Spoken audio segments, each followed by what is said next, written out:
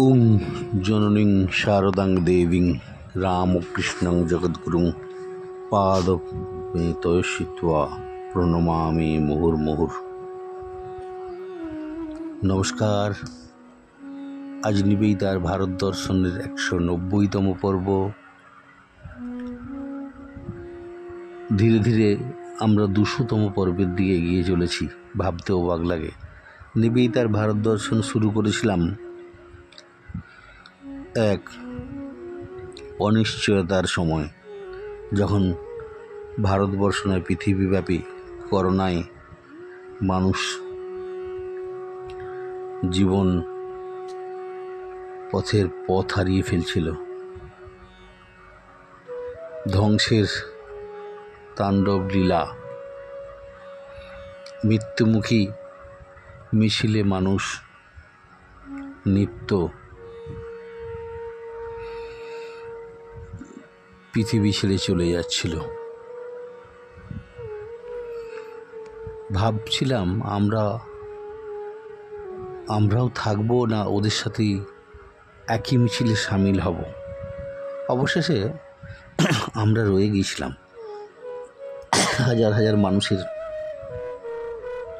জীবন অকারণে অসময়ে যখন মুক্তি লাভ করছিল, তখন এহেন নিবেদিতার ভারত দর্শন বা অন্য কোনো দর্শন মানুষকে কতখানি শান্তি দেবে, কতখানি তাদের জীবনের মূল্য বুঝতে সাহায্য করবে, সেটা তখন আমাকেও ভাবিয়েছিল। এই নিবেদিতার ভারত দর্শন 190তম পর্বে এসে এখন পেছনের ইতিহাসের পাতাগুলো উল্টাতে উল্টাতে যখন শুরুর দিকে যাচ্ছি, তখনই মনে হয় এতগুলো পর্ব আমি শেষ করেছি, 200 পর্বের কাছাকাছি এসে পৌঁছে গেছি। সবই আপনাদের বিশ্বাস, আগ্রহ আমাকে নিবেদিতার জীবন দর্শনকে সামনে নিয়ে এবং নিবেদিতার ভারত দর্শনকে সামনে নিয়ে আপনাদের সামনে আমাকে হাজির করেছে এবং এই জায়গায় পৌঁছতে সাহায্য করেছে।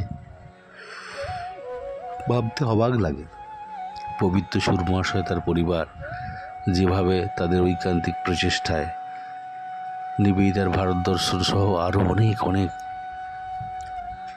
রেগুলার যে সমস্ত অডিও বা ভিডিও আমাদের সামনে পানারাম চ্যানেলের মাধ্যমে পৌঁছে দেন এবং সেগুলির স্বাদ বিশ্বের মানব সভ্যতার ইতিহাসে খুবই প্রশংসনীয় হয়, তখন মনে হয় নিজেদের উৎসাহ আরও বাড়তে থাকে এবং যে কোনো জীবনের যারা মহীয়ান মহীয়সী, যাদের কমল পাদস্পর্শে ধরনের ধুলায় প্রস্ফুটিত হয়েছে শত শত দল, যাদের দিব্য লোকে দূর হয়ে গেছে জগতের অজানা অন্ধকার, যাদের কম্বু কণ্ঠে অম্বুদ নিনাদে ধ্বনিত হয়েছে নিরন্তন এক চিরন্তনী আশা ও প্রীতি, ভক্তি মৈত্রীর বাণী, তাদের জীবন দর্শন হয় জীবন প্রদর্শক, জগতের গতিপথের প্রদীপ স্বরূপ। সেজন্যই তাদের ক্ষেত্রে এই জীবন দর্শন উপলব্ধি করা প্রয়োজন। কেবল তাদের পূর্ণ জীবন জানার জন্যই নয়, আমাদের নিজেদের জীবনকেও জানার জন্য। প্রদীপের আলোকে প্রদীপটিকে যে কেবল দেখা যায় তা নয়, সঙ্গে সঙ্গে দেখা যায় অন্যান্য সকল বস্তুকেও সমানভাবে। একইভাবে এই সকল বিশ্বদ্বীপ স্বরূপ মহাত্মাদের জীবন দর্শনের আলোকে আমরা তাদেরও যেমন জেনে নিতে পারি নিঃসংক চিত্তে, ঠিক তেমনই চিনে নিতে পারি নিজেদেরও জীবন পথ নিঃসন্ধিতভাবে। এই কারণে মহামহিষী ভগিনী নিবেদিতার জীবন দর্শন অনুধাবন আমাদের কাছে এত প্রিয়, এত প্রয়োজনীয় এবং এত আবশ্যিক হয়ে পড়ে। কারণ নিবেদিতা শুধু একটি বিদেশি চরিত্র মাত্র নয়, ভারতবর্ষের রন্ধে রন্ধে নিবেদিতাকেই আমরা খুঁজে বেড়াতে চাই। কারণ ভারতীয় আত্মার সাথে নিবেদিতার আত্মার পরম যোগ রয়েছে। সমগ্র জীবনের মূলে যে জীবন দর্শনটি নিবেদিতার প্রকাশিত হয় বা ফুটে ওঠে আমাদের সামনে, সেরূপ সমগ্র জীবন দর্শনের মূলেও একটা কেন্দ্রীভূত তত্ত্ব কিন্তু চিরস্থায়ী রূপে বিরাজমান। যেরূপ সহস্র রশ্মি সূর্যের সহস্র কিরণ বিচ্ছুরিত হয় একটি কেন্দ্রস্থ অগ্নি বলয় থেকে, যেরূপ সহস্র দল পদ্মের সহস্র দল প্রস্ফুটিত হয় একটি কেন্দ্রস্থ মধুকোষ থেকে, যেরূপ সহস্র ধারার নির্ঝরিণীর সহস্র ধারা উৎসরিত হয় একটা কেন্দ্র উৎস থেকে, সেই রকমই জীবন দর্শনের সহস্র রশ্মি, সহস্র দল, সহস্র ধারা নিরন্তর উচ্ছ্বসিত হয়ে উঠেছে একটি কেন্দ্রস্থ মূলীভূত তত্ত্ব থেকে। সেই তত্ত্বকেই আমাদের উপলব্ধি করতে হবে। জীবনকে, মানুষকে উপলব্ধি করতে হলে ভগিনী নিবেদিতার জীবন দর্শনের এই কেন্দ্রীভূত মূলগত তত্ত্বটা কি, সেটা আগে অন্বেষণ করতে হবে। তা অন্বেষণ করতে আমাদের অনেক দূর যেতে হবে না, কারণ তা তার সর্বত্র জীবনময় প্রস্ফুটিত হয়েছিল। জীবন দর্শন অবশ্য জীবনের সর্বত্র এবং সর্বদাই প্রকটিত। তা সত্ত্বেও এই প্রকাশের প্রকারভেদ আছে। কোনো কোনো ক্ষেত্রে তা সুস্পষ্ট প্রকাশিত, বহুল পরিমাণে প্রকাশিত, কোনো কোনো ক্ষেত্রে তা নয়। নিবেদিতার জীবনে অস্পষ্ট কিছু ছিল, এটা কিন্তু নয়। সেই জন্যই তার জীবন দর্শনে অতি স্পষ্টভাবে প্রতিফলিত হয়েছে সংসার প্রান্তে, এবং সংসারী মানুষের কাছে সেটা গ্রহণযোগ্যতা পেয়েছে বারবার। কি সেই অপরূপ উজ্জ্বল কেন্দ্রীভূত জীবন দর্শন তত্ত্ব? তা হলো এক কথায় তেজ, শক্তি, তার আসল স্বরূপ। নিবাত নিষ্কম্প অগ্নিশিখার মতোই ছিল তার সমগ্র জীবন। শ্রী অরবিন্দ তাকে বলেছিলেন শিখাময়ী। এবং তার থেকেও অধিকতর উপযুক্ত সুষ্ঠু শোভন বর্ণনা আর কি হতে পারে বলুন? মানব সভ্যতার প্রথম উষাগমে পুণ্যভূমি ভারতবর্ষের পুণ্যশ্লোক ঋষিরা মানব কল্যাণের নিমিত্ত মোক্ষের উপায় নির্দেশ করে অতি সুন্দরভাবে লিখেছেন। ন্যায়মাত্রা প্রবচনেন লভ্য ন মেধয়া ন বধূনা শ্রুতেন যমৈবৈষ বিনুতি তেন লভ্য তস্যৈষ আত্মা বিবৃণুতি তনুংসাম। এই আত্মাকে বেদাধ্যয়ন, গ্রন্থপাঠ ও বহু শাস্ত্র দ্বারা জানা যায় না। যিনি তাকে বরণ করেন তিনিই কেবল তাকে জানতে পারেন। কেবল তারই নিকট তিনি তার স্বীয় স্বরূপটা প্রকাশ করেন মতো। অতি সুন্দর রোমাঞ্চকর কথা, কিন্তু সন্নিগ্ধ মানুষের মনে প্রশ্ন থেকেই যায়, তিনি বরণ করবেন কি নিয়ম অনুসারে? তিনি তো যদিচ্ছভাবে তার এই মহানুগ্রহ বিতরণ করতে পারেন না। উচ্ছৃঙ্খল পক্ষপাততুষ্ট নৃপতির ন্যায়। সেজন্য পরের মন্ত্রেই কিন্তু পুরাণার বলা হয়েছে, সমান সুন্দর ভয় ন্যায়মাত্রা বলহীন লভ্য ন চ প্রমাদত্ব পোষ্য বাপ্যলিঙ্গাত। অর্থাৎ আমাদের জীবনে শক্তি যিনি বলহীন তিনি এই আত্মাকে লাভ করতে পারেন না। ভোগেচ্ছা ও বৃথা লক্ষ্যহীন তপস্যা দ্বারাও তাকে লাভ করা যায় না। কিন্তু যিনি বীর্য, নিষ্কামতা ও প্রকৃত তপস্যার পন্থা অবলম্বন করেন তিনি ব্রজধামে প্রবেশ করেন।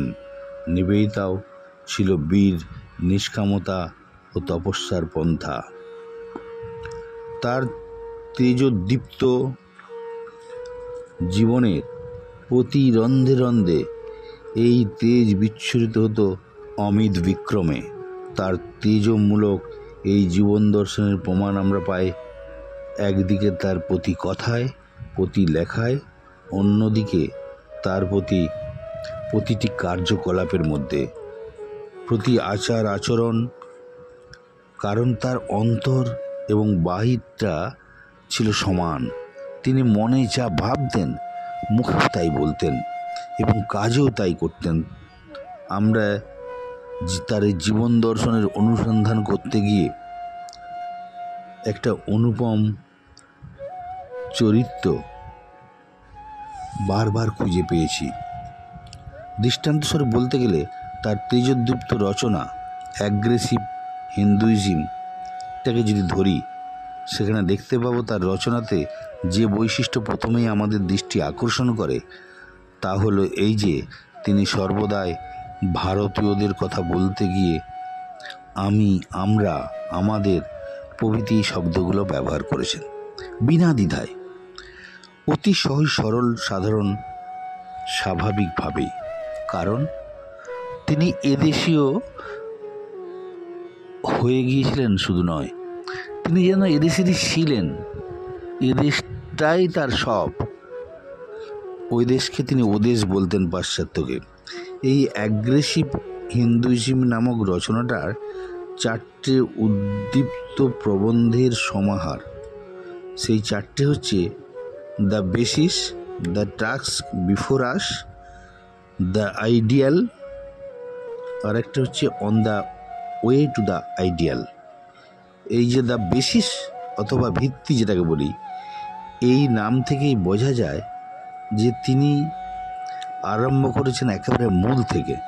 আমাদের জীবনের ভিত্তি কি হবে? সাধারণত আমরা যে পরিবারে জন্মগ্রহণ করি, যে পরিবারে বেড়ে উঠি, যে দেশে জীবন অতিবাহিত করি, সেই পরিবার, সেই সমাজ, সেই দেশের আচার ব্যবহার, সভ্যতা, সংস্কৃতি, ঐতিহ্য, দৃষ্টিভঙ্গি নীরবে নিষ্ক্রিয়ভাবে মেনে নিয়ে শান্তশিষ্ট অমায়িক মসৃণ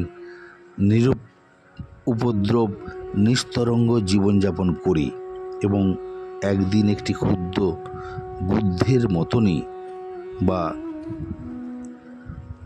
এক দেবসত্তার মতনই বিনাশের অন্তহীন গভীরে নিঃশব্দে নিশ্চিহ্নভাবে মিলিয়ে যায়। কেন? যেহেতু এ কেবল দৈহিক জীবন, পশুর জীবন। দৈহিক দিক থেকে একটি জড় নিঃসার বস্তুর ন্যায় আমরা বর্ধিত হয়ে প্রাকৃতিক নিয়ম অনুসারে পশুর না একটা অচল অনড় জীবনই আমরা যাপন করি। কিন্তু নিবেদিতা বলছেন এরূপ জীবন জীবনই নয়। আসলে এর ভিত্তিতে যদি আমরা জীবন আরম্ভ করি, বা জীবন যাপন করি বা শেষ করি, তাহলে ওই জড়বস্তু স্থিতিই কেবল আমাদের হবে।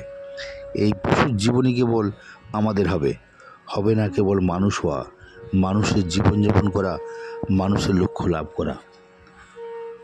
এটি গভীরভাবে নিবেদিতা তার জীবনে অনুধাবন করেছিলেন বলেই তিনি সেটি এইভাবে প্রকাশ করেছিলেন। তাহলে কি দেখা যাচ্ছে আমাদের জীবনের, মানুষের জীবনের কি ভিত্তি হওয়া উচিত? নিবেদিতা এক কথায় বলছেন, অ্যাগ্রেশন, কেবল নিষ্ক্রিয়ভাবে গ্রহণ নয়, সক্রিয়ভাবে দান, কেবল ধৈর্য অবলম্বন নয়, বীর্য প্রদর্শন, কেবল তৃপ্ত হয়ে বসে থাকা নয়, দীপ্ত হয়ে এগিয়ে চলা, কেবল অবিচলিত সন্তোষ নয়, অনমনীয় সাহস, কেবল সভয়ে আক্রান্ত হয়ে থাকা নয়, নির্ভয়ে আক্রমণ করা। এইভাবে সক্রিয় আক্রমণ, আক্রমণের চিন্তা, আক্রমণের আদর্শ, এই তো হওয়া উচিত আমাদের জীবনের ভিত্তি, জীবনের চিন্তা, জীবনের আদর্শ। তার স্বাভাবিক তেজোদ্দীপ্ত ভঙ্গিতে নিবেদিতা বলেছেন, instead of positivity, activity for the standard of weakness, the standard of strength, in place of a steadily yielding defense, the ringing cheer of the invading host. নিষ্ক্রিয়তার স্থলে সক্রিয়তা, দুর্বলতার স্থলে সরলতা বা সবলতা, ক্রমভঙ্গুর প্রতিরক্ষার স্থানে আক্রমণকারী দলের উদাত্ত বিজয়োল্লাস। আক্রমণ করব কাকে? বিশ্ববাসীকে। কি দিয়ে আক্রমণ করব? আমাদের চিন্তার দ্বারা, আদর্শের দ্বারা, এক কথায় আমাদের চরিত্রের দ্বারা, সত্তার সার পদার্থ দিয়ে, আত্মার বল দিয়ে। সেজন্য চরিত্র সংগঠনই হলো আমাদের সর্বপ্রথম কর্তব্য। এই প্রসঙ্গে নিবেদিতা কাস্টমস ও ক্যারেক্টার, এ দুটোর মধ্যে একটা সুন্দর পার্থক্য দেখিয়েছেন। এই পার্থক্যের বিষয় অবধারণ করা আমাদের হিন্দুদের বিশেষভাবে কিন্তু কর্তব্য, যেহেতু আমাদের সমাজে প্রথমটির প্রভাবে দ্বিতীয়টির প্রায় আবৃত হয়ে থাকে বা হয়ে যায়। কাস্টমস কি? কাস্টমস হলো সামাজিক রীতিনীতি, আচার ব্যবহার, নিয়ম কানুন। জন্মের পর থেকে আমরা অজ্ঞাতসারে এই সকল সামাজিক রীতিনীতিগুলো গ্রহণ করি, আচার ব্যবহার অনুসরণ করি, নিয়মকানুন মেনে চলি। বিশেষ করে সাধারণত হিন্দু সমাজে ব্যক্তি স্বাধীনতা অল্প। শিশুকাল থেকেই হিন্দু সন্তানের আহার বিহার, আচার বিচার, কার্যকলাপ যেন একই ধাঁচে চলে।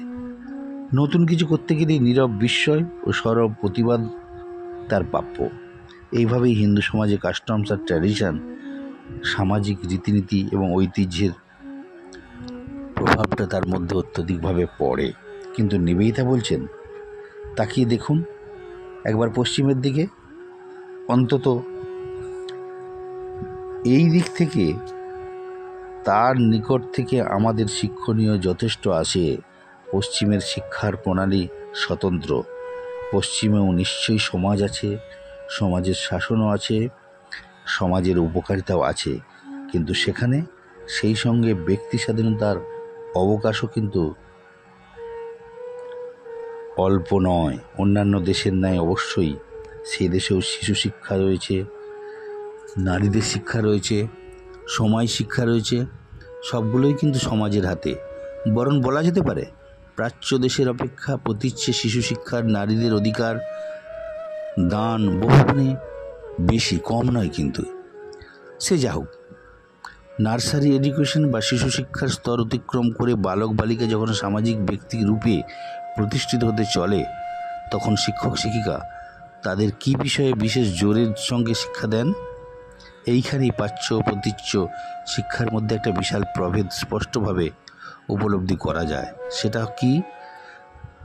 তাদের শান্ত হতে, বিনীত হতে, আজ্ঞানুবর্তী হতে, সহনশীল হতে, বিনা দ্বিধা ও প্রতিবাদে নির্বিচারে নীরবে সমস্ত কিছুই গ্রহণ করতে শিক্ষা না দিয়ে বরং শিক্ষা দেয়া হয় তেজস্বী হতে, দায়িত্ব জ্ঞানহীন হতে, নতুন বিষয়ে অগ্রণী প্রয়োজন বোধে বিদ্রোহী হতে। সেই জন্যই শিশুদের মধ্যে রাগ আর জিদকে পাশ্চাত্য জগতে অতি ভয়াবহ বস্তু বলে মনে করা হয় না। উপরন্তু মনে করা হয় যে এগুলো শিশুর জীবন পথে চলার অতি প্রয়োজনীয় সামগ্রী। সেজন্য এগুলোকে সম্পূর্ণরূপে দমন করা বা ধ্বংস করার প্রয়োজন নেই।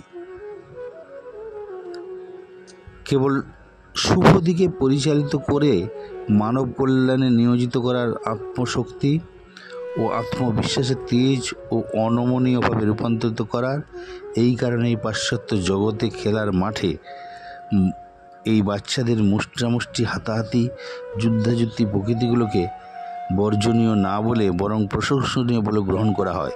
যদিও অবশ্য তা অন্যায় অবিচারমূলক না হয়েও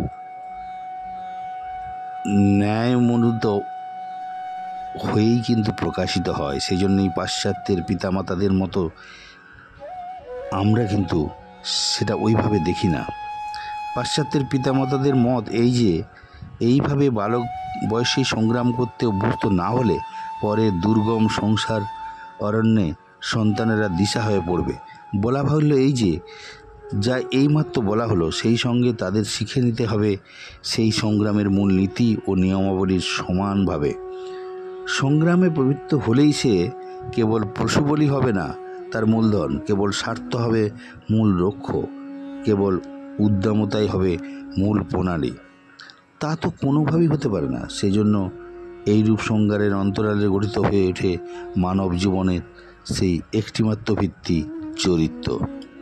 বস্তুত ব্যক্তি ও সমাজের প্রকৃত এবং প্রকৃষ্ট সম্বন্ধ কীরূপ হওয়া কর্তব্য, তা হলো সকল দেশের সমাজবিজ্ঞানেরই একটা দুরূহ সমস্যা। কিন্তু একদিকে ব্যক্তি স্বাধীনতার প্রয়োজন আছে, অন্যদিকে সামাজিক শাসনেরও মূল্য কম নয়। কিন্তু ফুলটা ফুটলে হয়ে উঠবে স্বকীয় সৌন্দর্যে, সৌরভে, আনন্দে, দিক দিগন্তব্যাপী হবে তার মহিমা, গরিমা, বাধাহীন হবে তার বিকাশ, উন্মুক্ত হবে তার স্থিতি। তা সত্ত্বেও ফুলের মূলে রয়েছে আদ্য অন্তকাল মৃত্তিকার ঘনাভ্যন্তরে অনড়, অচল, অটলভাবে। একদিকে যেমন ফুল মূলকে অস্বীকার করতে পারে না, অন্যদিকে তেমনি মূলও ফুলকে বন্ধন করে রাখতে পারে না।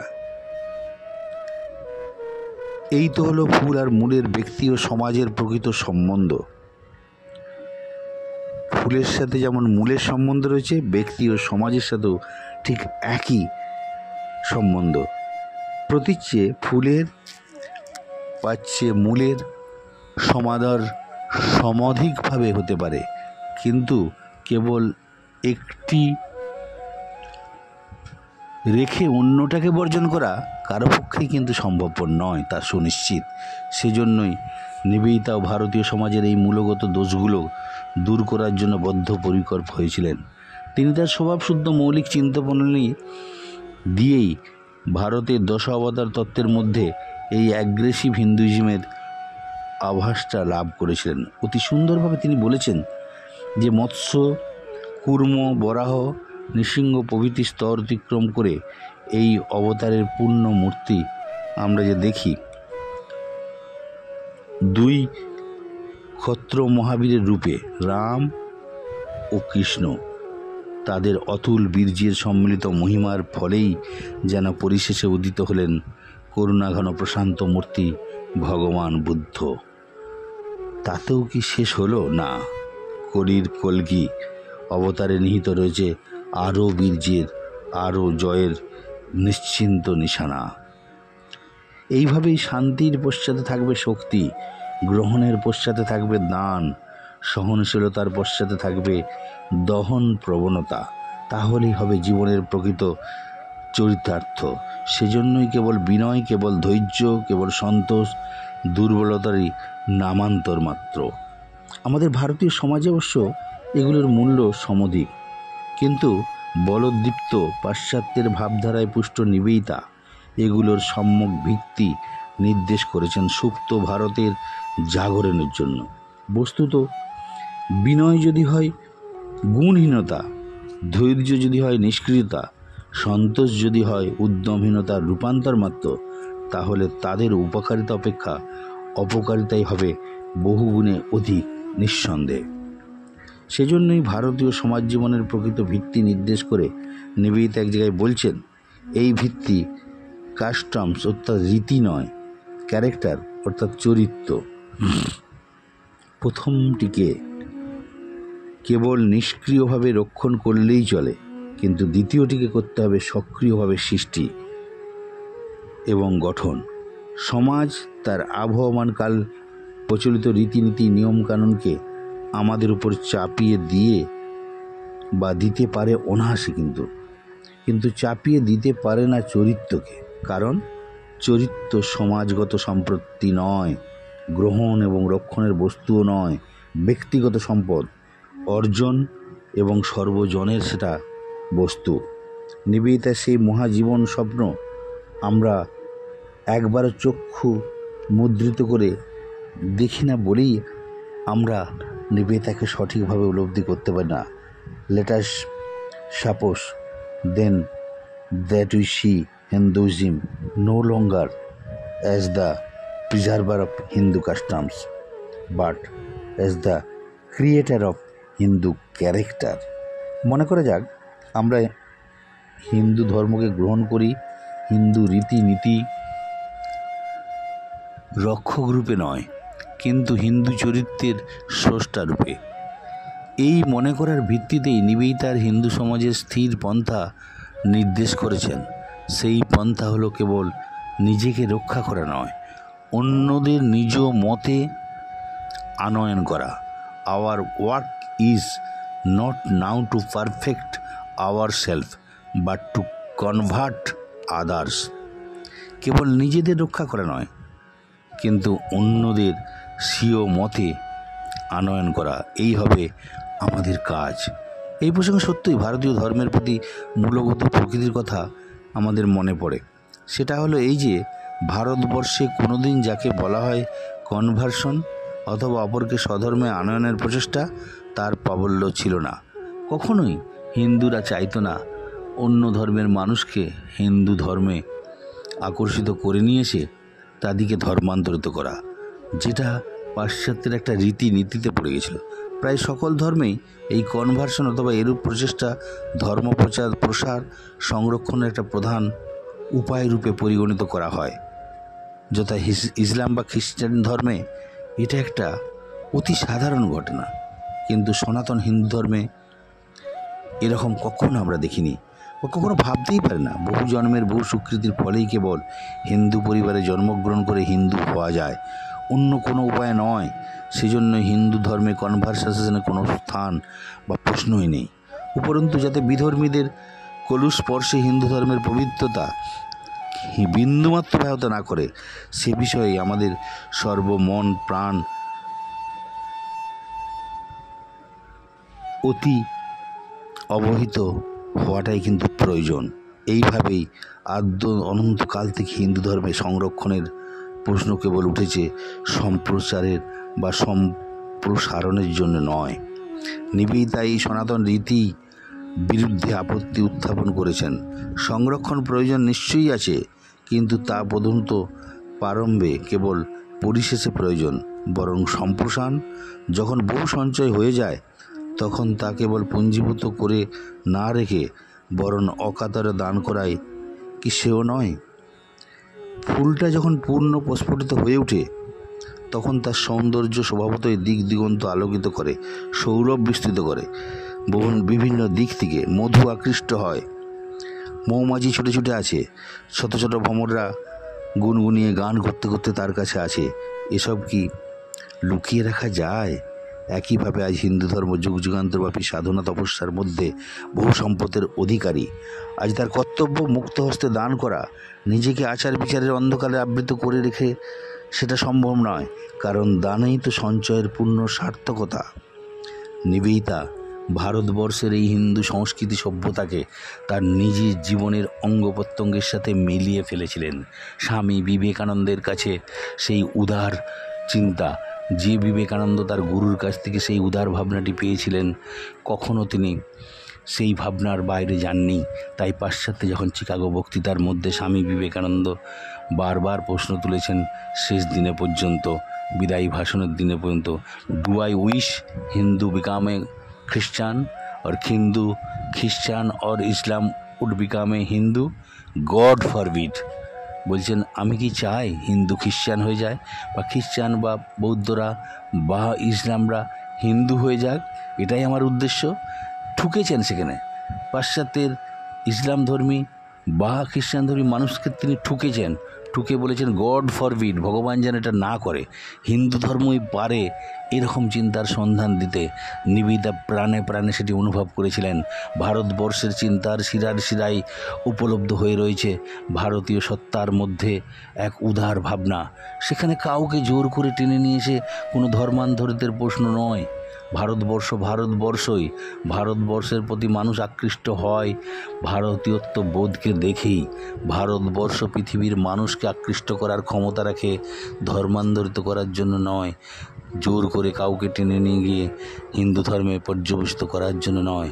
ভারতবর্ষ পবিত্র হিন্দু এবং হিন্দুত্বের গরিমাকে স্বীকার করে, বিশ্বাস করে, তাতে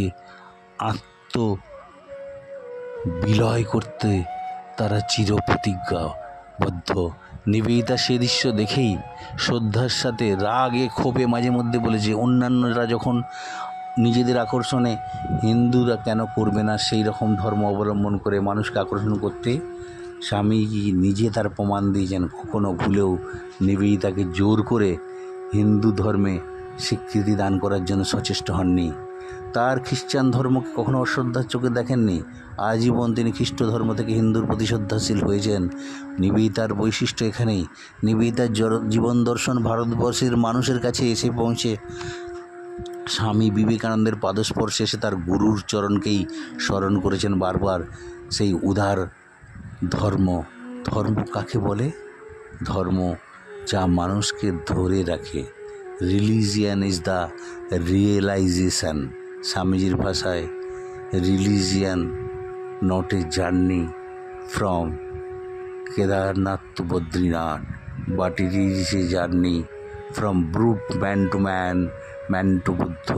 অর্থাৎ ধর্ম একটি তীর্থ নয়, এক জায়গা থেকে আরেক জায়গায় পৌঁছানো, একটি তীর্থ দর্শন থেকে আরেকটি তীর্থ দর্শনে পৌঁছানো।